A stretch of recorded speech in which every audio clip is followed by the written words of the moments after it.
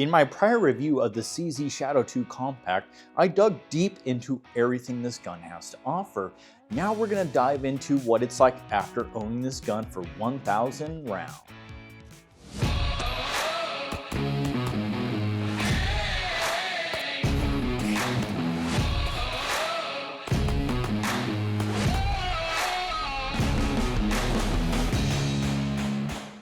As I've just mentioned, I've already done a full review on this gun. Now I kind of want to dive into what the ownership of this gun is like. This gun has about 1,500 rounds after the major match. All the testing has been said and done, as well as I've actually had some time to carry it myself. Now, before we dive further into that, I had just a brief message from my YouTube manual reviewer. This gun and any gun in this video is in their factory configuration. I've only put an optic on here, and that is not against YouTube policies. So let's get right into it. Now, as far as all the ingredients I personally like to see out of a carry, I think of weight and how it conceals. Being around the 30-ounce range, fully set up, it was ideal for me because I never really noticed this gun being on me, and I've always appreciated that with typically the 365s I carry, which is why I tend to lean that way. I think the way this gun is set up in terms of its ergos and the particular holster I was using really made it not something I had to think about. As an everyday carry, that's something I want to talk about right away because I actually chose to carry this thing in double action. If you're not familiar with that, that's where you rack around in, and this is going to be empty. So I'm just racking it back. And you see it's in single action with the hammer back. Now, how you put this gun in double action is not through a decocker. So what you do is you end up pulling the hammer back a little bit and pulling the trigger, and you're gonna have to gently let that down, and then you pull the trigger out. That's now set in double action, and I chose to carry it that way because the gun doesn't come with the firing pin block. So if you want to carry in single action, you can certainly have that option, but you can run it with the safety as well. Now, the way the safety is set up, it's not something I prefer, and the lack of a firing pin block, I think I'd rather stick with the double action setup. But as far as carrying it day to day, I mean, I lived with it for about 30 days as my own personal carry gun. I never found it cumbersome.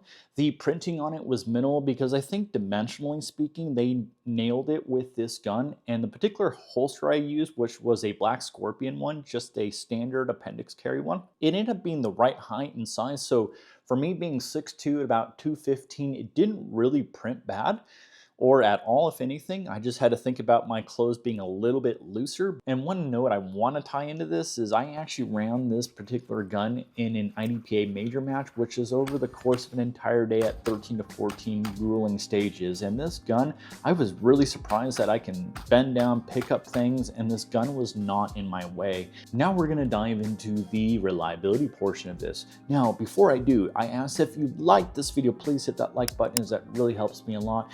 And you're going to want to subscribe because I'm going to take one of these Shadow 2 compacts from good to great. So you're going to want to tune in. Bear in mind, this gun, when it's been fired hard. That means hard doubles. I've gotten the gun really hot. I put a variety of ammo through it. Now, this gun was briefly in Davin's hands over at the Humble Marksman channel, and he had no reliability issues with it. And I'm happy to report in that time, I haven't had any either. I particularly found that I liked 147, 150 loads for this gun. For the Texas State IDPA match, I ended up running the Syntec 150, which felt very nice through this gun. The trigger did clean up a little bit in terms of how it rolls through the action. Now, before I would roll through the double action, and you can actually feel that the trigger bar rubbing against the frame, it's a little gritty, but now it's pretty much smoothed itself out. And in single action, originally there was a little bit of creep in there, and I kind of have enough experience with these guns to know that once you break them in, like this one, just a rolling break at that point. Now let's talk a little bit about the maintenance. Okay, so I have not seen inside this gun since it was new, and I put a little bit of oil in it. So here we go. Let's get it all apart here. So I'm just going to punch the backside of that pin out just a little bit there. Okay, good. One shot hit. That was good. Switching hands. And you'll see that the mark's got to line up there. So just put it up here a little bit. And we got our slide stop off. All right. Big moment of truth. Let's see what that looks like.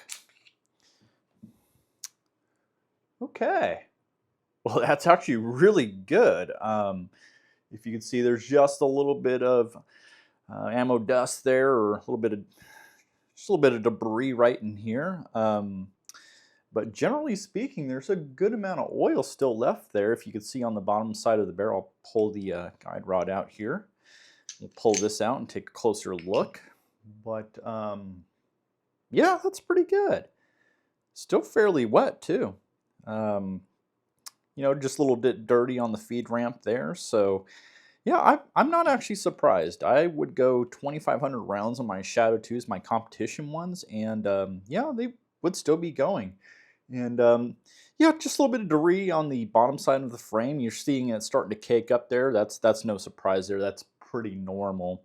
And a little bit of here in the sear housing itself. So yeah, not too shabby at all. So in fact, I don't think I need to clean this one, believe it or not. You know, you can certainly clean it, but I'm just going to put a touch of oil here on the rails and just a dab, because it's already still fairly wet. And I'll show you kind of a basic oiling technique too, but I'm going to put it down here in the lugs here, and then just right here on the front of the bushing. And I will call that good for the slide. And just a touch in the lug area here. I'll put the guide rod back in here, hopefully the correct way. And that's pretty much it, guys. So I'm going to put this back on here.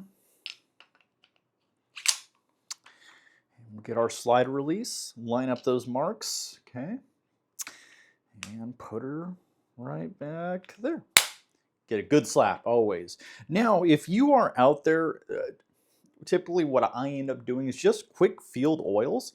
And it's interesting is because you don't have to tear this gun apart a lot. So here's what I do. I'll put a touch of oil here on the top side of the barrel and a little bit on the inside of these rails here, as you can see. Okay, just a touch. A little different on video here. Okay. And just a little bit on the rear side here. Still got oil from when we put it together. And I'll close it, put a touch on the hood here, and just give it a couple racks here, guys. And that's it. So, there you have it, guys. As of the filming of this video, which is in late Q2 of 2024, market seems to be opening up with these guns in stock. And that's great because the second gun that I bought, which will be used for the Good to Great video, came in at under just $1,200, where this gun retails at $1,300, which is what I originally bought this one for. So the market is actually softening up on these just a touch. There is one thing though that I still harped on the other two videos that I'm going to bring in this video, and I'll elaborate a little bit more context for those who were deeply offended by it, but they are still scarce on the 15-round METGAR magazines. You can use the Shadow 2 or pretty much any CZ75 magazine for this gun and it will work. In fact, I actually like to use my carry optic ones, which are 24 rounders, to practice with this gun quite a bit. So they do work. Now, why do I gripe about the 15 round is maybe more so something that's important to me. And the reason for that is I'm building that particular Shadow 2 compact for IDPA Nationals to specifically compete in the concealed carry pistol division. The challenge with that is that the parameters of the box barely fit the Shadow 2 compact as is. If anything, it's probably going to need to be forcibly put in there. So using a 17 or 18 round METGAR mag for a Shadow 2 will not work for me. But that is the fun part for me personally, is to figure that challenge out and make that gun legal so I can shoot it in this year's IDPA Nationals. And speaking of competition, if you haven't seen my performance carry video, you're going to remember that I didn't give this gun the win in that competition. Although in the actual shooting portion, it performed the best on 3 out of the 4 tests. And the thing is, guys, that is called performance carry. There is a carry and practical aspect to it. So once you wipe your tears away, you're going to understand that I actually do have a bias for this gun, and that's why I'm going to use it for the competition portion of it.